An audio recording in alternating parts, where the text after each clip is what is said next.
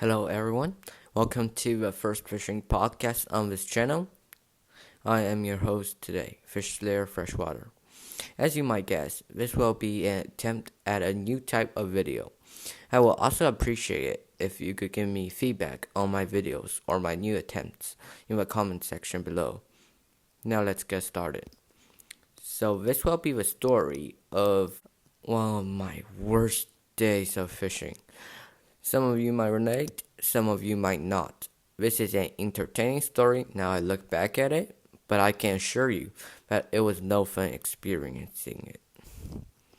The day I went to this fishing trip was in the summer of 2020, one of my worst years of fishing in general.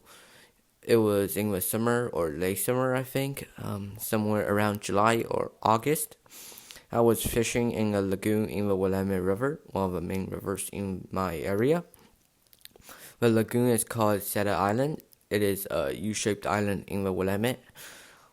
The river runs north-south. The island has a small channel on the west side, larger access to the river on the east side. The south side is the Bend of the U. The north side has open water connecting to the river. The lagoon is one of my favorite and most successful spots. I caught my first fish there in a fishing summer camp. The lagoon has smallmouth and largemouth in the small channel and south part of the lagoon. On the west side of the lagoon, I have caught carp, crappie, bullhead, and channel catfish. The east side is mainly inhabited by panfish and maybe some bass. The island is pretty much covered in sand, but some banks are covered with pebbles and rocks. On that specific day, it was hot, like really, really hot. It was pushing 90 to 100 Fahrenheit in the midday. I was fishing close to the evening, like 6 to 7 p.m. when there's still sunlight left, so the temperature is a little bit cooler, around 60 to 70 Fahrenheit.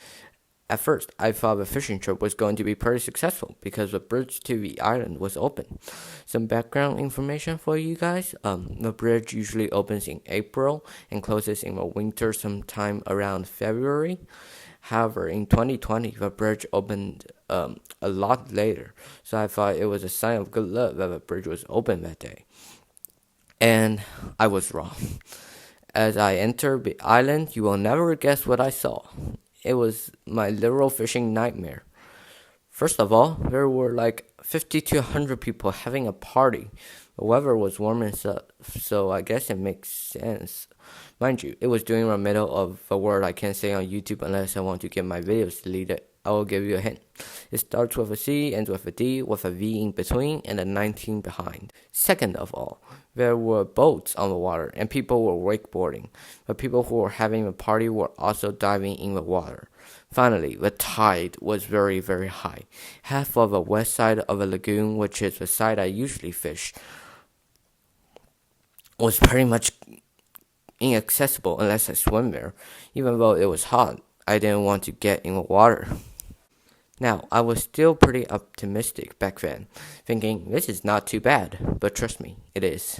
I happily tied on a big 1/2 ounce green and chartreuse spoon from Bass Pro to my Akuma Rocks combo with 12 or 50 pound line. I don't really remember. I cast and retrieved various ways for probably an hour until finally a fish bit. If I had caught that fish, the whole trip might have been totally worth it, but I didn't. So I guess none of you know this, but I used to have a phobia of snakes, and whenever I hit something, I stop reeling, which is something you definitely shouldn't do when a fish bites. You should totally set a hook. By the way, I have overcome this phobia, if you're wondering, and it is due to this experience and fishing trip. You might be thinking, how did you know it was actually a fish, but not like a huge snag? Trust me, I really didn't. If you have caught several fish in your life and you are watching this right now, you will know what it feels like when a fish bites, especially when you fish with lures or the cast and retrieve method in general. A snag is usually a stop and the lure or bait you're fishing with won't come out. But most of the time, a fish will do something like a po, irregular pulling. Um, I felt a very, very strong irregular pull, and I thought I snagged on a tree or something, because there are lots of trees on the area, and I probably lost somewhere around like 50 to $100 of lures fishing that spot. And I was wrong because it was actually a fish, and I lost that fish. Needless to say, I was very disappointed, and I'm still very disappointed right now. Like every time I look back at the story, so it was definitely one of my worst days of fishing.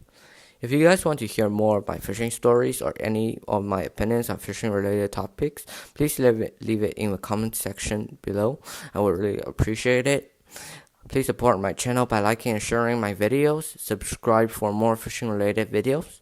Thank you for listening to today's podcast. Fish Slayer Freshwater signing out.